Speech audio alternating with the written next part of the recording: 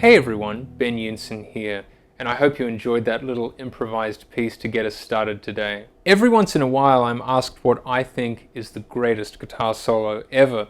Now, of course, this is a somewhat open-ended question because it depends upon many factors. It depends upon the style of music that you enjoy.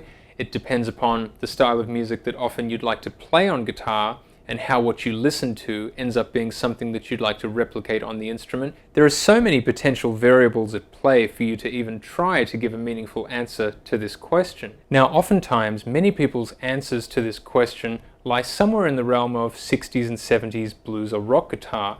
Perhaps it's a Jimi Hendrix solo or a Jimmy Page solo, or maybe it was Mike Bloomfield with the Paul Butterfield Blues Band.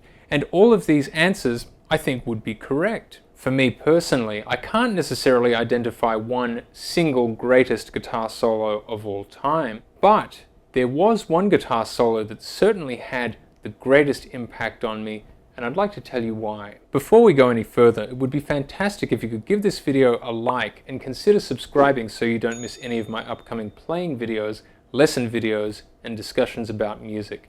And consider learning with me at bensguitarclub.com. For those of you who've been following me for some time, you might recognize my playing as involving certain technical elements, especially when it comes to linear improvisation on the guitar neck. And subsequently, some people have tried to identify various influences, and it's always interesting to see which names get mentioned. A name that doesn't get mentioned very often, though, in terms of my own playing, is Pat Metheny. And Pat Metheny was the guitarist who really inspired me to take the guitar and run with it. And in particular, it actually wasn't one of his more technically agile solos that I found to be particularly inspiring, though there isn't exactly a shortage of technically brilliant solos in Pat's catalog.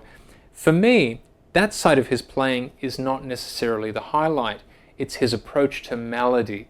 And there is no greater example of that, in my opinion, than his solo on If I Could from First Circle. If you haven't heard this solo, I'd encourage you to go and check it out. It happens to be one of the most stunningly beautiful instances of melodic expression, I think, in the history of music. And really, this solo, for me, is so transcendent that I'm almost reluctant to discuss it in purely technical terms, but his approach to melodic development really shaped so much for me, and I think that it really laid the groundwork for a lot of what I have tried to achieve in my own playing. Interestingly, Pat has stated publicly that this piece of music carries a dedication to his hero, Wes Montgomery. And at the very least, considering Wes's beautiful melodic contributions throughout his life, it's not that surprising to me that Pat dedicated this piece of music to Wes. What guitar solo has affected you the most in your life?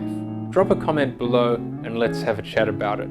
In the meantime, keep on playing, keep on being creative, and I'll see you next time.